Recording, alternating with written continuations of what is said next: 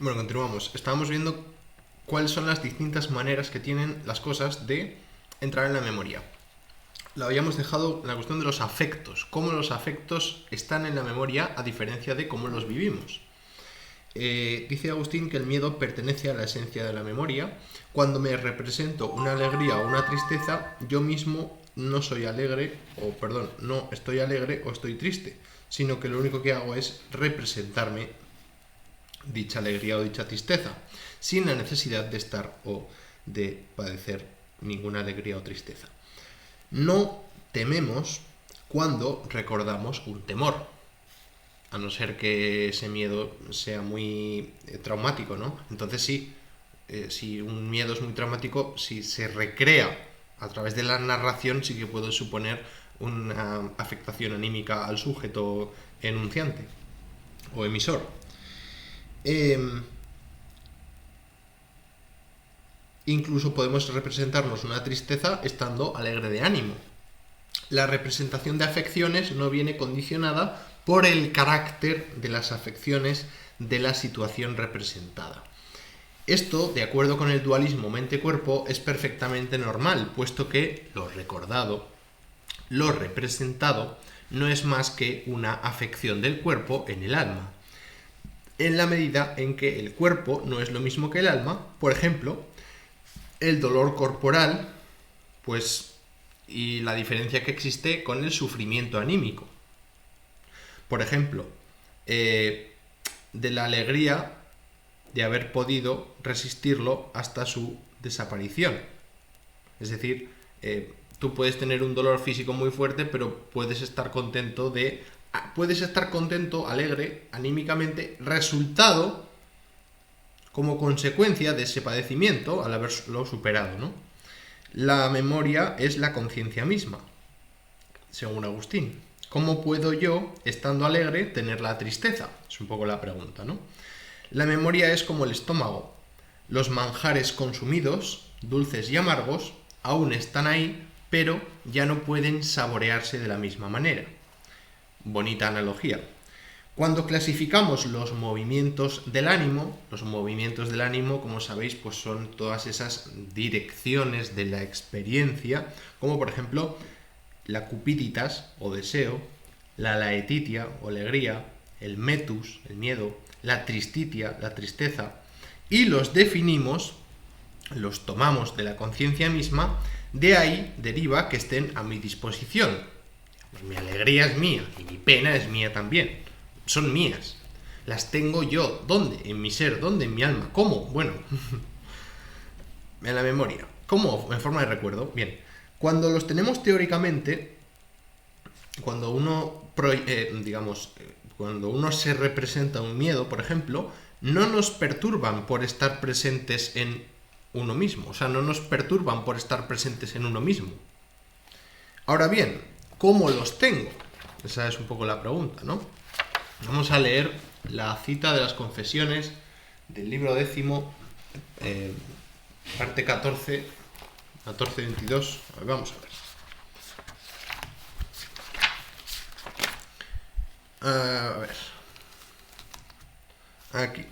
Dice, en la memoria, allí me encuentro conmigo mismo y me acuerdo de mí, y de lo que hice, y cuándo lo hice, y cuáles eran mis afectos cuando lo hacía.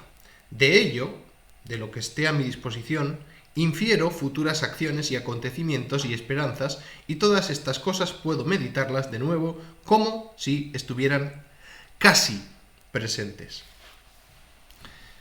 Bien, y otra cita más. Dice, y sin embargo no podríamos hablar sobre todas estas cosas si no encontráramos en nuestra memoria no solo los sonidos de las palabras de acuerdo con las imágenes impresas en ella por los sentidos del cuerpo, sino también las nociones propias, cosas, pero también las nociones de las propias cosas que no hemos recibido por ninguna puerta de la carne, sino que el alma, conociéndolas por la experiencia de sus pasiones, las encomendó a la memoria o la propia las retuvo sin que se las encomendaran.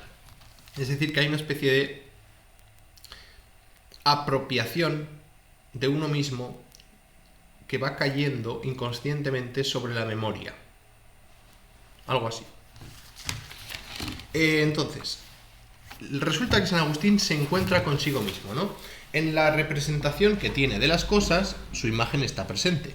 La pregunta es, ¿la memoria accede a estas presencias mediante imágenes o accede a la presencia de la cosa ella misma?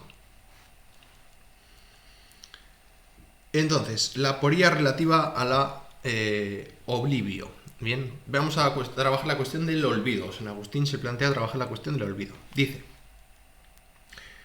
claro, ¿qué pasa? Que el discurso de San Agustín se entremezcla con el de Heidegger, de manera que no sabes cuándo empieza Heidegger y cuándo acaba San Agustín. Es un poco extraño, pero bueno. Lo que hay que decir es que fundamentalmente el discurso es el de San Agustín bajo la interpretación, bajo la mirada de Heidegger. Dice, cuando me represento la oblivio, el olvido, el haber olvidado y lo olvidado, está disponible para mí. O sea, que lo que olvidamos está disponible para nosotros de algún modo, ¿vale? Pero el olvidado está en la memoria. Bien, digamos, bueno, esto no voy a entrar porque si no me lío.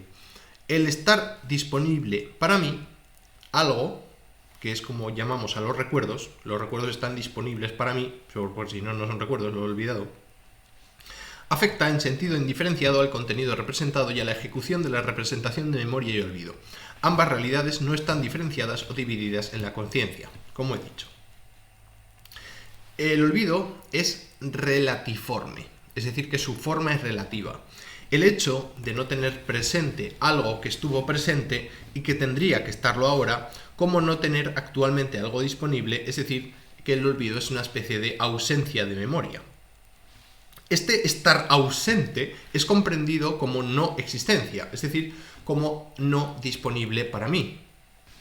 Y sin embargo, está ya comprendida como no disponible, es decir, que lo olvidado está apropiado ya de algún modo.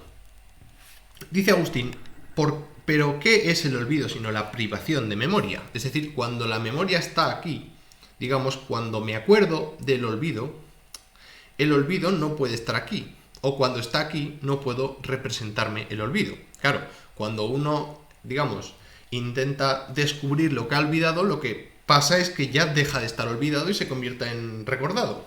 La cuestión es que no podemos descubrir el ser, la esencia de lo olvidado, porque justamente cuando se muestra lo olvidado es como lo revelado. En fin, la aletheia y estas cosas. Entonces, el olvido no está presente él mismo en la memoria, sino que lo que está presente es justamente la imagen del olvidado, o la imagen del olvido. Cuando vivo en el olvido, no me lo represento, ya que si el olvido estuviese presente como tal, llevaría necesariamente a olvidar. O sea, entra en una especie de paradoja autorreferencial, el problema del olvido, ¿no? De ahí la aporía. Dice Agustín, ¿cómo está presente para recordarlo cuando no puedo recordar si está presente? La memoria, digamos que retiene, de algún modo, el olvido. Recordamos el olvido a través de lo cual se oculta lo que recordamos. ¿Qué significa buscar? Bien, Agustín está buscando a Dios. Bien, eso es lo que él quiere. Y ya no lo ha olvidado, sino que lo recuerda. Bien, porque hemos dicho que Dios se encuentra en la memoria. Entonces, si se encuentra en la memoria es que no está olvidado, justamente. Entonces, ¿por qué lo busca? Esa es un poco la cuestión.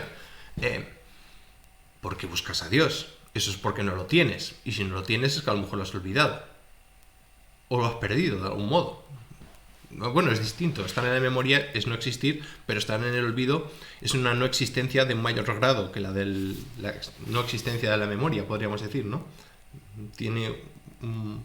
Hay más no ser en el olvido que en lo recordado. Aunque lo recordado no sea y lo olvidado tampoco, digamos que hay ciertas diferencias, ¿no? En fin.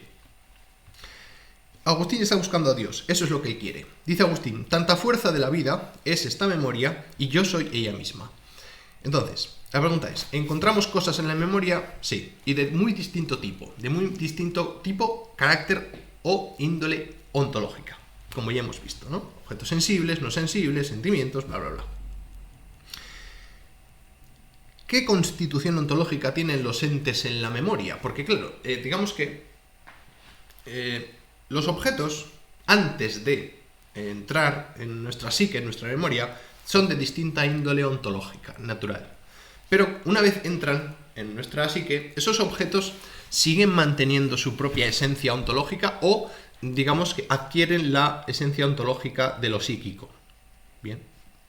Digamos, hay una transformación ontológica en la comprensión de la realidad y en el resultado de dicha comprensión, y por lo tanto los fenómenos son entidades separadas del noumeno, de la realidad extensa, de la realidad externa, extramental, o no. O mantienen, bueno, en fin. Que dejo la pregunta ahí, ¿no? Esto va a ir mucho de hacer muchas preguntas y no muchas respuestas. Bueno.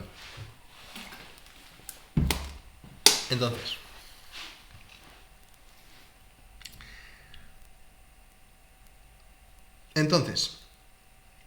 a ver, perdón que no me recuerdo dónde lo había dejado. ¿Qué significa buscar? Eso. Dice Agustín, sobre Dios, dice, quiero tocarte por donde es posible tocarte y quiero unirme a ti por donde es posible unirse a ti. ¿Por dónde debía buscar a mi Dios? ¿Por dónde puedo entrar en contacto con Dios? Bien, pues dice Agustín que debo trascender la memoria. ¿Por qué? Porque también los peces, las aves y las bestias tienen memoria, puesto que vuelven a sus madrigueras o a sus nidos y a cuanto estén habituados.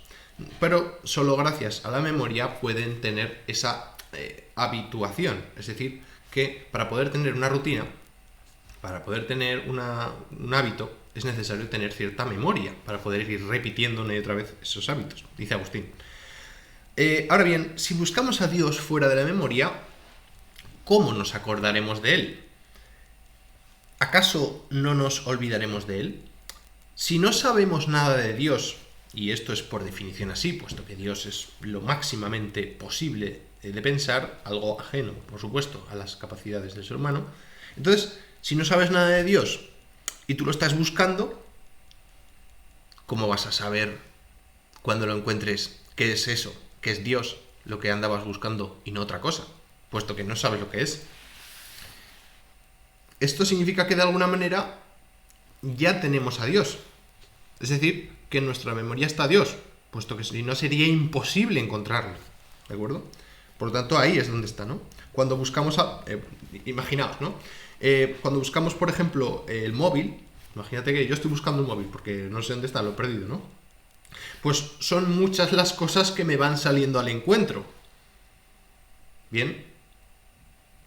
Es decir, tanto en mi memoria, porque cuando uno pierde algo, lo que hace es intentar recrearse las situaciones en las que ha estado para saber en qué momento se le ha podido caer el móvil o perder el móvil, ¿no? Pues he estado en este bar, pues he estado en este coche, pues he estado en tal sitio y he pasado por tal calle y aquí lo tenía, aquí no, ¿no? Y entonces se va haciendo un cierto descarte hasta encontrar donde hay más posibilidades de encontrar el móvil, ¿no?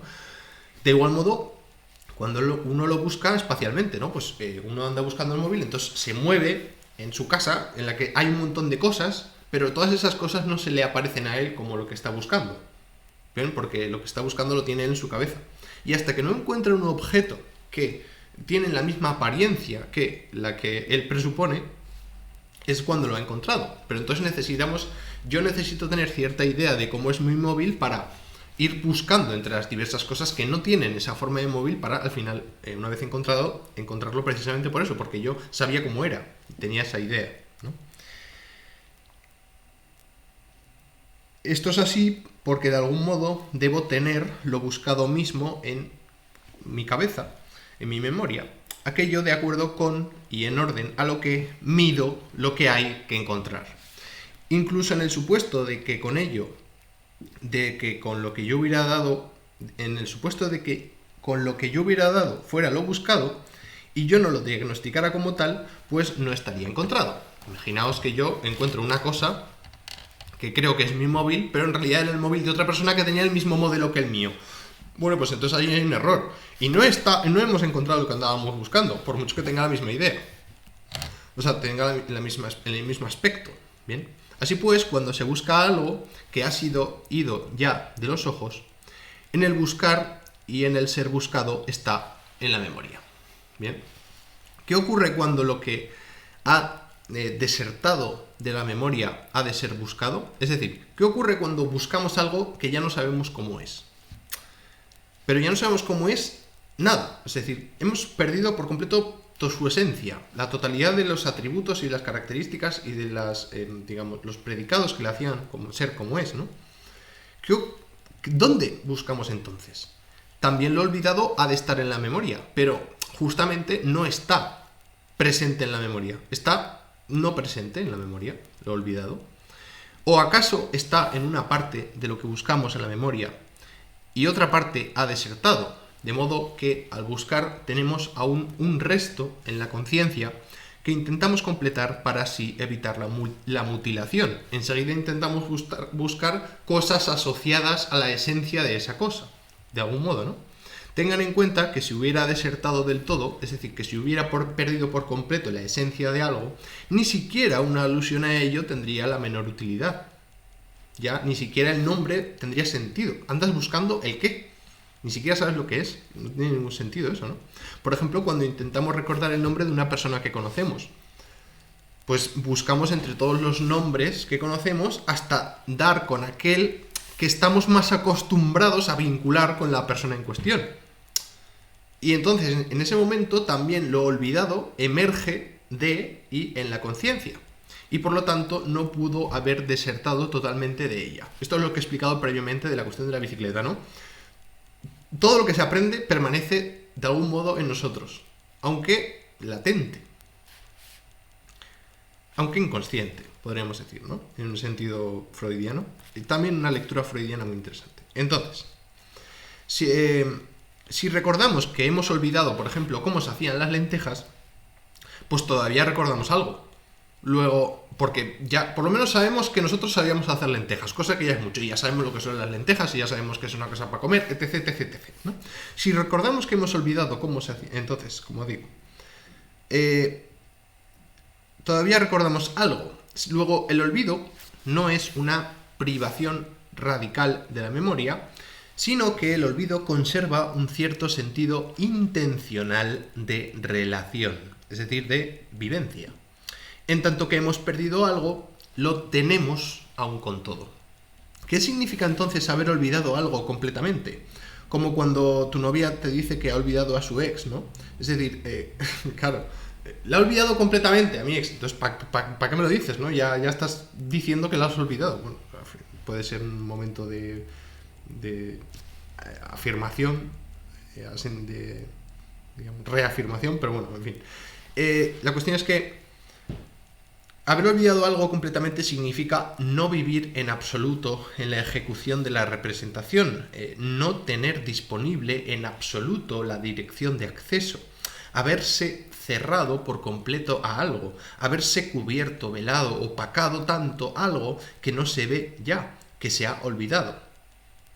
Aún así, aún en estas circunstancias, está ahí. Está ahí en ciertas direcciones de relación, pero no puede ser percibido. Entonces, ¿qué quiere decir realmente buscar? Pues habrá que ver en qué consiste exactamente buscar, es decir, de qué disponemos para hacer dicha búsqueda. ¿Y qué es lo que buscamos realmente? Pues justamente aquello que nos ha abandonado por completo, aquello de lo cual prácticamente ya no tenemos ningún recuerdo, más que prácticamente un mero fantasma. ¿Qué es eso que hemos olvidado prácticamente por completo y queda en nosotros como una especie de fantasma? Dios, justamente. ¿Pero qué es Dios para San Agustín? Pues Dios para San Agustín es la Beata Vita. Y entramos ya en la lectura de los capítulos del 20 al 23, que tratan de la vida beata, de la vida buena, de la vida feliz. Y lo que se trata de descubrir es cómo el modo que tiene una persona que posee una vida beata, una vida feliz, una vida buena, en el sentido de que está, digamos, orientada hacia el mayor fin que se puede tener, que es contemplar a Dios, digamos, vivir con vistas a el designio divino. Hasta el momento, Agustín ha formulado las siguientes preguntas. ¿Qué amo cuando te amo? Bien, la respuesta es ¿qué amo cuando te amo? Es que lo que amo es la beata vita, es decir, la felicidad, ¿vale? Vamos a identificar beata vita, vida beata, con vida buena, con vida feliz, ¿de acuerdo? Y con Dios, o con, de algún modo, tener experiencia de Dios, o estar en contacto con Dios, ¿de acuerdo? Esta ecuación tenemos que tenerla presente siempre, a partir de ahora. Segunda pregunta que se hace Agustín es, ¿en qua vi animae? Es decir, ¿en qué fuerza del alma te encuentro? ¿En qué, digamos, gesto del alma te encuentro? La respuesta obviamente va a ser en el amor. Gesto del alma en el que encuentro a Dios es en el amar. Ya veremos todas las repercusiones que tiene esto. Y tengo que trascender la memoria, pero lo que busco, lo que amo, tiene que estar de algún modo en la memoria. Bien, yo busco a Dios fuera de mí, obviamente, pero de algún modo tengo que encontrar su imagen, parte de, digamos, tengo que encontrar la esencia de Dios en mí. Su existencia en mí no, pero su existencia la encontraré fuera, digamos, en el encuentro con Dios, pero al menos tengo que saber algo de Dios. No lo puedo encontrar. Tengo de alguna manera que poseerlo para poder buscar, ¿no? Tengo que poseer su representación. Entonces, ¿qué busco, pues, cuando busco a Dios? Respuesta, la vida feliz. La vida feliz de cada cual la suya. Cada cual será feliz a su manera, obviamente.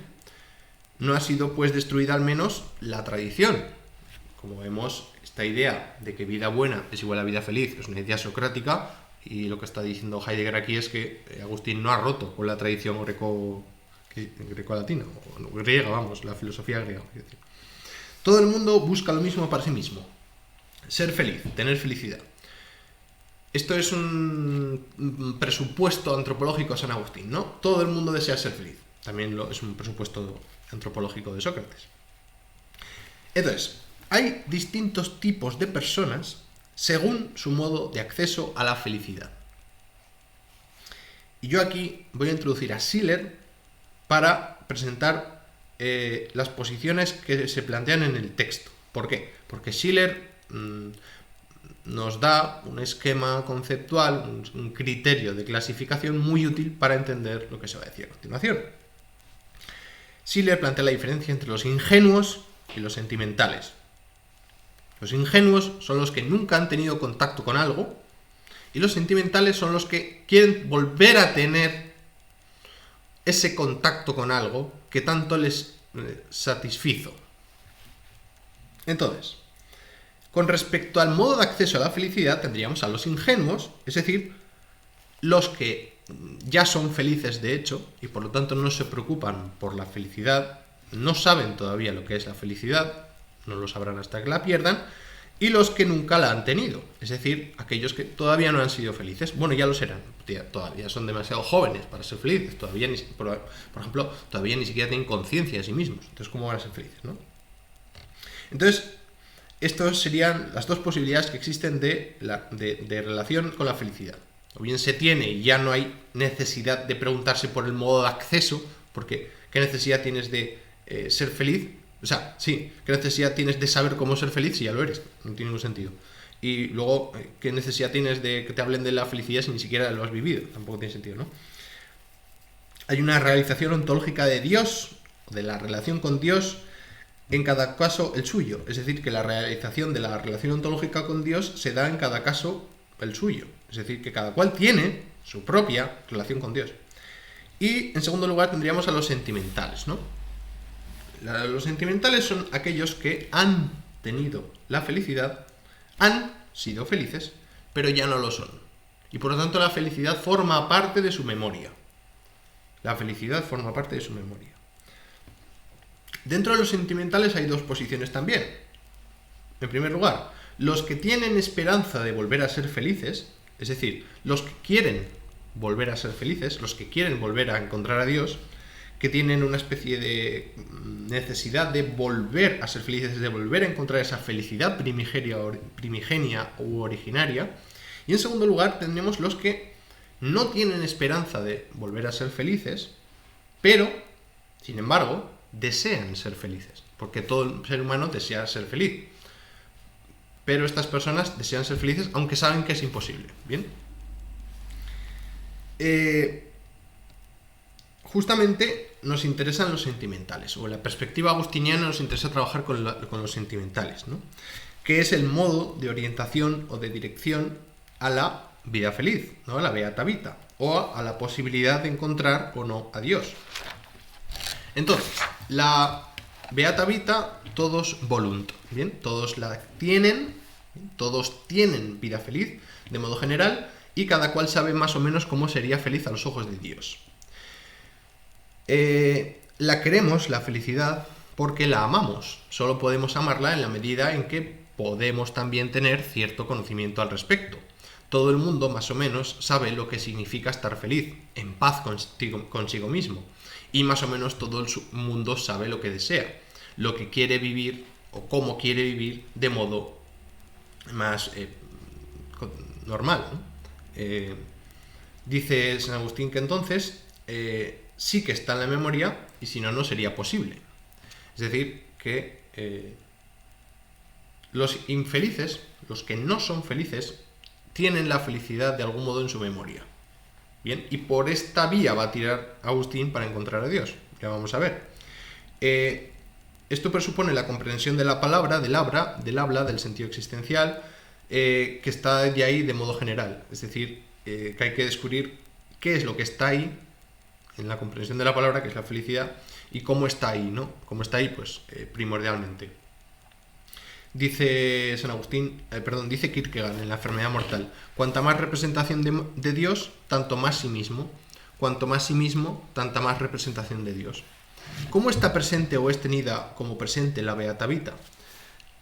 Pues como la ciudad de París está presente cuando uno la recuerda una vez que la vio con sus propios ojos, ¿no? Con los ojos de su cuerpo. ¿De esta manera? Pues no. Uno no tiene la felicidad en su cabeza como tiene la ciudad de París. ¿Por qué? Porque París fue percibida con los sentidos, fue vista, oída, olida, como se quiera, mientras que la felicidad, la vita beata, no es una cosa material accesible por la vía sensible. La felicidad no es una cuestión que se pueda ver, sino que es una cuestión que se tiene que experimentar más bien con el corazón, con el alma, ¿no? No es sensible, sino que la vida feliz es como los números. ¿Bien? Uno no, digamos, tiene memoria de los números porque han entrado en él a través de los sentidos, que también, sino que la felicidad se encuentra en el conocimiento que tiene cada cual de la realidad y del mundo que lo rodea, porque la felicidad es una cosa muy compleja, que atiende a la vida en su totalidad, a la totalidad del ser, por lo tanto. Por eso la amamos y deseamos alcanzarla para ser felices. Es decir, que la felicidad no es una cosa sensible, sino que es un movimiento del alma, es decir, una experiencia del alma, ¿no? Un acontecer, un durar, un tránsito, un suceder en tu vida.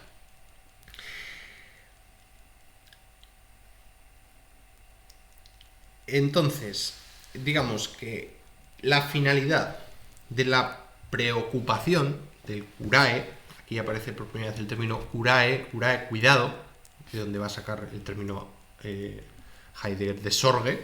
Entonces, dice Agustín que el fin de la preocupación es el deleite.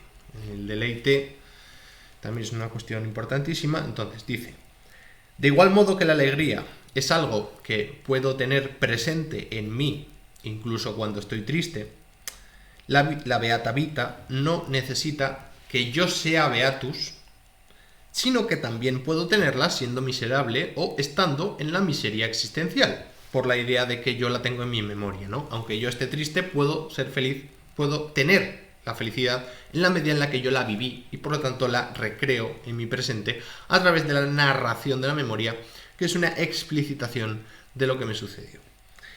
El gozo lo recuerdo aunque esté triste, y también recuerdo lo que causa el gozo en mi ser. Entonces, la beata vita, ¿qué es? Es un ser psíquico, es un estado anímico. Agustín parte de la premisa según la cual todos los hombres desean ser felices. Y lo desean porque creen en ella. Esto es, porque todo el mundo tiene un conocimiento subjetivo seguro de lo que es la felicidad, de lo que es, de cómo amarla y cómo conquistarla. Todo el mundo lo sabe. Todo el mundo lo tiene claro. O todo el mundo debería al menos tenerlo claro. Tener alguna cierta opinión, aunque sea opinión. El gozo es el único fin al que aspira todo ser humano, cada cual a su manera. Bien, el gozo es la vida feliz. ¿Y qué se entiende aquí por vida feliz desde la perspectiva del cristianismo de Agustín? Pues gozar o tener una vida feliz consiste en servir desinteresadamente a Dios. Y eso es gozar a Dios, para Dios y por Dios. Entonces, si se aleja de Dios, si la vida feliz se aleja de Dios, no será gozo verdadero, será falsa beatitud, será falsa felicidad, falso bien. No todos aspiran a la verdadera beata vita. Es decir, que no todo el mundo va a ser feliz en condiciones, según Agustín. Más bien, los fuertes están abiertos a ella. Atención, aquí el concepto de los fuertes se refiere a los que tienen fortitudo, no a los que están muy mazados. ¿Bien? A los que tienen resiliencia, como se dice ahora, a los que tienen fortitud, a los que tienen fortaleza de ánimo, a la gente que aguanta los golpes, a la gente que tiene mucho mundo y que se las ha visto, ¿no?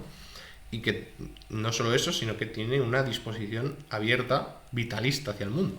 Sino, porque obviamente si tú has pasado muchas penurias y te has convertido en huraño, pues obviamente no eres una persona fuerte. Una persona fuerte es una persona que se supera, digamos, que supera las adversidades, las circunstancias. Bien, entonces, los hombres fuertes están más abiertos a la vida feliz y por eso están alegres. Los hombres no solo consiguen lo que les es posible, lo que está a su disposición, lo que se encuentra en su zona de confort, lo que es alcanzable cómodamente en su entorno. Lo que está en juego aquí es el modo como cada cual se apropia de su vida y si hay una verdadera vida para cada uno o no. Quizá la verdadera vida esté reservado para unos pocos elegidos o quizá, quién sabe, la vida auténtica pueda ser vivida por cada Dasein, aunque quizá durante no todo el tiempo de su vida, sino que durante un periodo, con suerte. Bien, el gaudium de veritate, ¿no? El gozo de la verdad. En cierto modo, todos quieren la verdad. Se prefiere la veritas a la falsitas, bien, al error. En Agustín hay una conexión con el querer gozar en general y con el gozo de verdad, ¿vale? La vida feliz es el gozo de la verdad. Es decir, ¿qué es lo que está haciendo aquí? Aquí está introduciendo la cuestión de la autenticidad. Porque obviamente el ser feliz de verdad, pues es ser feliz auténticamente. Pero claro, lo que quiero decir es que se vea la cuestión de la vida propia e impropia, auténtica e inauténtica de Heidegger. Que está tomada aquí. Entonces, querer gozar en general, ¿no?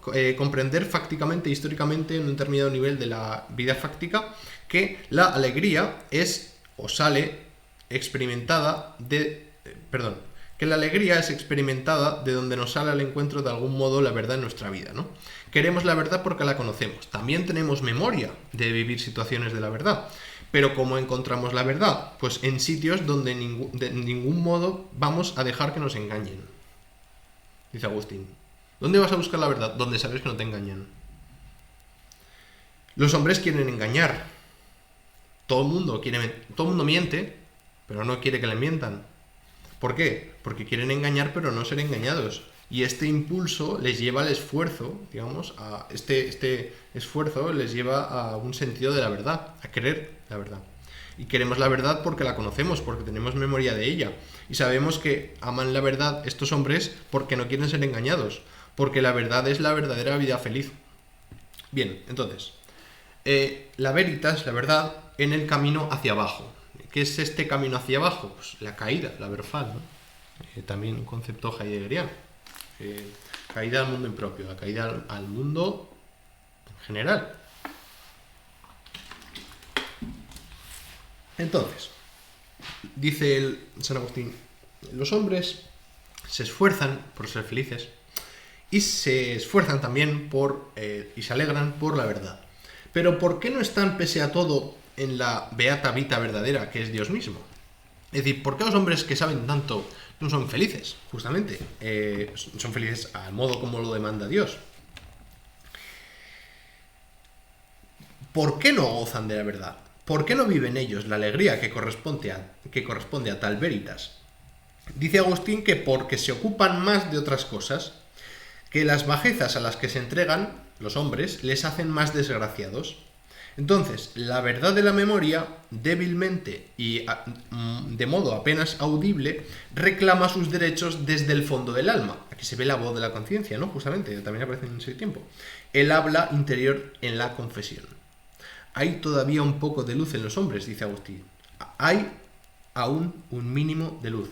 Aquí lumen tiene un sentido existencial de ejecución muy específico en el experimento intramundano fáctico y no tiene que ser tomado metafísica y cósmicamente, ¿vale? Básicamente ver la luz es como caer en la cuenta, por así decirlo, ¿no? Caer en la cuenta de decir, hostia, me tengo que confesar o algo pasa aquí, o darse cuenta de un problema con nuestra propia vida, ¿no? Ya vamos a ver cómo la cuestión clave es la problematización del sí mismo, de la mismidad de cada cual. Como Agustín abre esa caja de Pandora, ¿no? Sigo. Cada cual vive para satisfacer sus deseos. Para ello, se esfuerza por saber la verdad, puesto que si sabe la verdad de cómo lograr sus deseos, pues los va a alcanzar antes por la vía más rápida, ¿no? La verdad nos hace felices, nos entregamos a nuestra vida en el mundo, que es lo que más amamos. Es decir, que las cosas depositarias de nuestro amor son aquellas pertenecientes al mundo, como por ejemplo la tradición, los cuadros que se han pintado, la moda, la ropa que se lleva ahora, la comodidad, pues yo qué sé, tener cierto bienestar, el miedo a la inquietud, el miedo a sentirse de repente en el vacío, ¿bien? Nosotros amamos ciertas cosas. Y lo que está claro es que no queremos ser engañados. No queremos ser alejados de aquello que tenemos por verdad. ¿Esto qué quiere decir? ¿Qué quiere decir que nosotros queremos engañar pero no ser engañados? Pues que al final no queremos dejarnos convencer de que estamos equivocados. No queremos ser engañados significa que no queremos dar nuestro brazo a torcer y reconocer que nos equivocamos. Es decir, que tenemos un poco de vergüenza de reconocer nuestro propio error. No queremos ser descubiertos por la verdad. Queremos que la verdad se nos manifieste a nosotros mismos, por nosotros mismos, pero que no venga nadie a decirnos cómo es la verdad. Vamos a leer un fragmento de la página 53. Dice Heidegger: en la vida fáctica los seres humanos vislumbran de una u otra manera algo justo y valioso y viven en y para ellos desde el reconocimiento de su importancia. Es decir, nosotros orientamos nuestra vida en función a lo que consideramos importante para nosotros. En la medida en que este vivir y este experimentar es ya un entregarse a ello, un ponerse en camino hacia ello, es y se convierte a la vez en aquello que da satisfacción al esfuerzo por la verdad. Quisieran que esto que aman fuera la verdad, esa verdad que es precisamente lo que se ama, algo en cuyo amor se cree a través de la tradición, de la moda, de la comodidad, del miedo a la inquietud, del miedo a sentirse de repente en el vacío, algo que es precisamente en y contra esta caída hacia abajo de la ejecución lo que pasa a convertirse en la verdad. Una verdad que es ella misma y su sentido asumida en esta modificación, esto es, no se retrocede solo desde el vacío, sino real y primariamente desde el movimiento hacia ello.